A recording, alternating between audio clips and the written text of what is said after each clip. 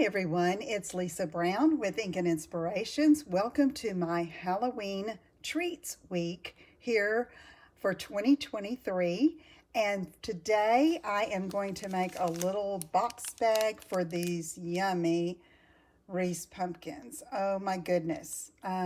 Yes, I've had to hide these so that I can have them to make my project. So anyway, we're going to be using the Tricks and Treats bundle from page 50 in the Stampin' Up! Mini Catalog for 2023, September to December.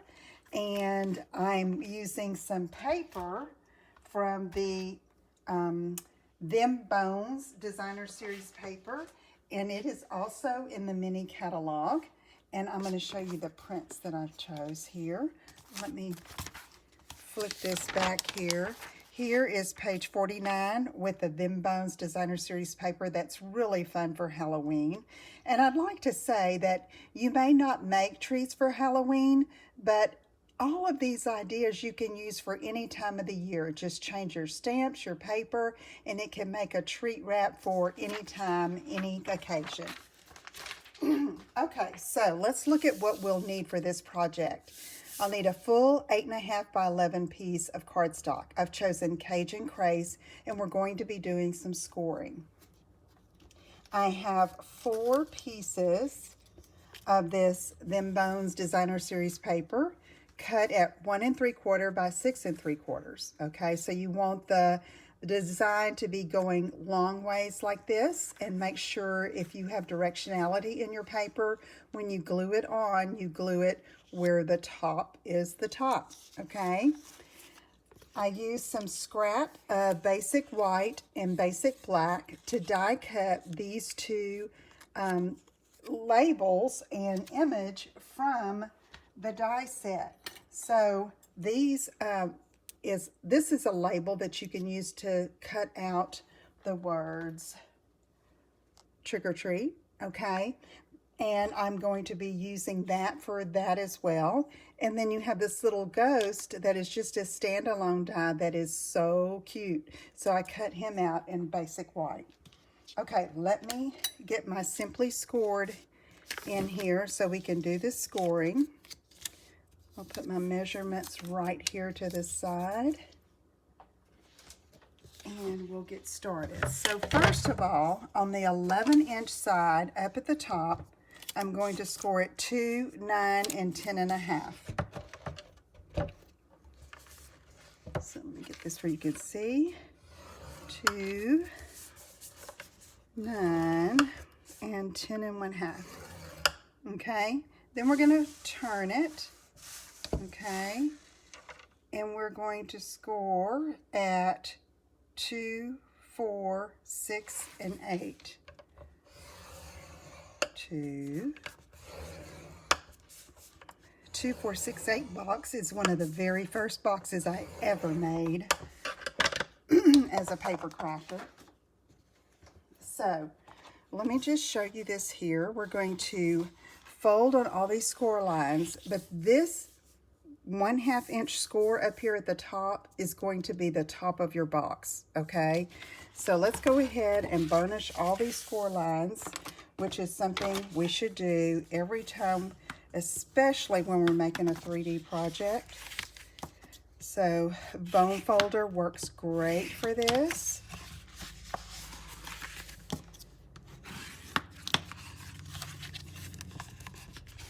Okay, so these will be the sides of the box.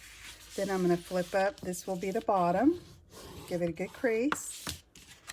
And then I'm going to crease these as well. And then I'm going to come back with this one a little bit.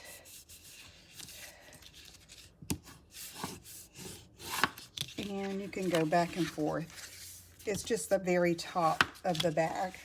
Okay, so now we have to do some trimming. All right, so I'm going to take, and this is the bottom. All right, this 1/2 inch score up here is the top. We are going to trim off this little tab right here and just cut a little wedge just like that. And then on this one, we're just going to kind of wedge it a little bit, like that, for when we put it together. So our adhesive is going to go all along this tab, and this is going to fold over just like that and adhere, okay? So let me get my silicone mat. You can use tear and tape or Stampin' Seal Plus. I do recommend one of the stronger adhesives, or you can use liquid glue if you want to sit and hold it for just a bit. But for the timing in the video, I decided to use Seal Plus and just go down all the way up here. And then if it goes over the edge, just fold it over, okay? And then let's bring this around like this and match that up and give it a good press, okay? So there's the shape of our box. And you know what I forgot to do? I forgot to cut up on the tabs. So you could do it afterward, but much easier to do it before you actually assemble the box. So I'm cutting up on all of those intersecting score lines at the bottom of the box. Okay, you just want to have 4 tabs so that you can assemble your box bottom. So I'm going to call this the back. I'm going to put my 2 tabs in like that, come over and then like that, and then we can put adhesive just on this 1 tab. And depending on how heavy the contents are of your box, depends on how strong of adhesive you need to use, really. Okay, so there's our box. There's the back, and this is going to pinch in right here, and that's going to be our closure up there at the top, okay? But let's go ahead and put our designer paper on. And you could do this before you assemble, but I like to do it because I want to know which one is going to be in the front. And sometimes I count over and it's like the tabs aren't just like I want. So I like this one with these 2 little skeletons. Let's see. I'm going to have the label like this, so I can put it down where this little guy shows, okay? So let me go ahead and put these on. Again, it's a matter of personal preference whether or not you put the designer paper on before or after on this particular project. You can totally do it after, just like I've done. I'm using liquid glue here to hold this on. And I like this little guy for the front. Okay. And then we can go ahead and proceed and do the other 3 sides.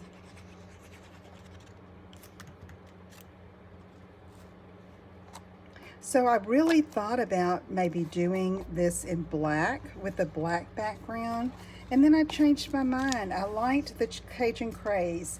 It kind of gets overlooked sometimes, and fall is a great time and Halloween to use these vibrant colors. So I decided to stick with the Cajun Craze, even though the background of my designer paper is also Cajun Craze. All right, we've got one more here. And I'm just centering it top to bottom from that score line and then side to side.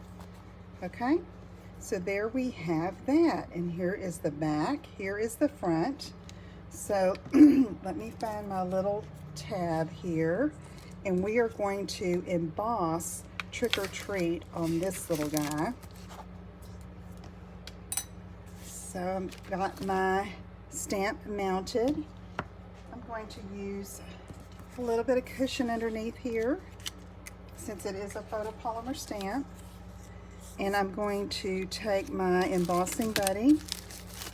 You could also use like a dryer sheet, usually works, to get away the static so that your embossing powder does not stick where you don't want it. And so Versamark ink is a clear watermark ink, perfect for embossing. And I'm going to stamp it right there in the center. There we go, you can see it on there. Then we take our white embossing powder. And I have some reversible tweezers here. And I'm going to take my embossing powder and sprinkle it on.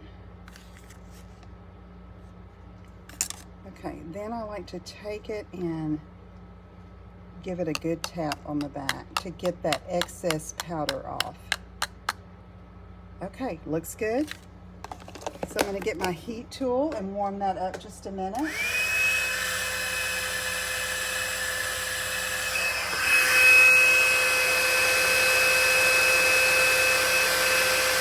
And you can tell when the embossing powder melts, it gets really bright and pretty.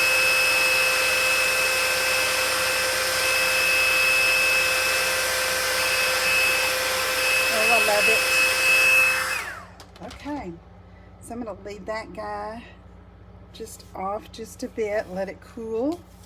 And then I'm going to get my box back in here, and we're going to fill it with our candy. And then I'm going to pinch the top. You just take your fingers and push in on this side to make a couple of pleats. Does it very easily, even with our cardstock. And then get a hole punch and punch 2 holes up here at the top for the closure. So I put them about 3/4 of an inch apart. It really doesn't, just eyeball it, okay? And then I have 12 inches of that black and white gingham ribbon that is fun with this paper and for Halloween. Okay, let me see if I can poke that through. And this makes a nice closure, and the box can be opened easily by just untying the bow. Okay. So I'm going to tie a knot and then tie the bow, and then we can finish embellishing the front. Let me pull this down a bit. This is 12 inches of ribbon, and let me trim those edges. So the sides of the box, I will tell you that once it's pinched in like that, it wants to sink in, and that's absolutely fine. In fact, I think that makes the box look really pretty. Okay. All right. So there again, here's the front of my box. Let's get our trick or treat label, and we can put that right there. See where we can see that skeleton? And look, the legs are sticking out at the bottom of that. That's funny. All right, here I'm going to use liquid glue and just place it right there. Then I'm going to take this little ghost that's die cut, and I'm just going to let him peek out right there next to the skeleton. Super cute, right?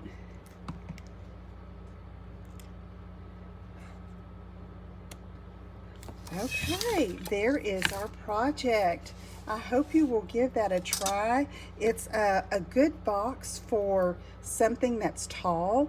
I had thought about making a long box, but I like this because it stands up and looks really cute on your table as part of your table decor. So anyway, give that a try. Be sure and visit my website at inkinspirations.com. If you've enjoyed this video, I'd appreciate it if you give it a thumbs up and subscribe to my channel and share with your friends. And I will see you again soon. Have a great day. Bye-bye.